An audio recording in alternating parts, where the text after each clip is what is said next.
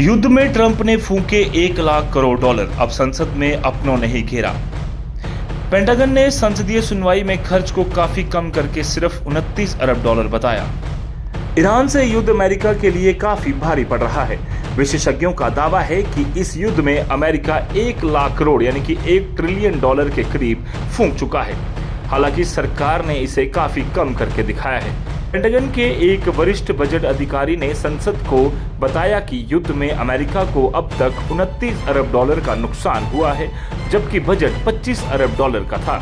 Iran युद्ध के कारण भारी खर्च और हथियार भंडार में आई कमी के मुद्दे पर संसद में राष्ट्रपति डोनाल्ड ट्रंप को विपक्ष के साथ साथ अपनी पार्टी के सांसदों के भी भारी विरोध का सामना करना पड़ रहा है।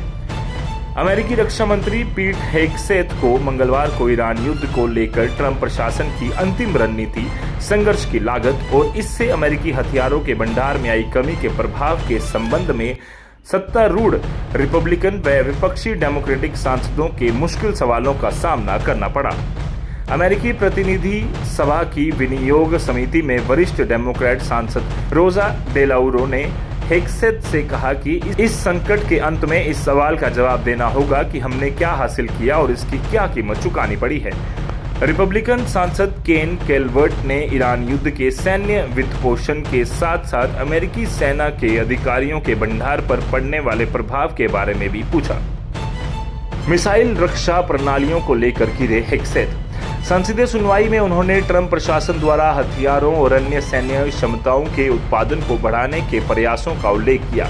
उन्होंने कहा कि सेना के पास ईरान युद्ध या भविष्य के संघर्षों के लिए पर्याप्त मिसाइल रक्षा प्रणालियां और अन्य गोला बारूद मौजूद है। हालांकि रिपब्लिकन व डेमोक्रेट दोनों ने ही इन चिंता को लेकर उन पर जमकर निशाना साधा।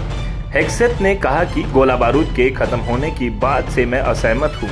यह बात सच नहीं है। रक्षा खर्च की निगरानी करने वाली संसद की उप समितियां ट्रंप प्रशासन के 2027 के सैन्य बजट प्रस्ताव की समीक्षा के लिए लगातार सुनवाई कर रही हैं, जिसमें 1.5 लाख करोड़ अरब के ऐतिहासिक आवंटन की मांग की गई है।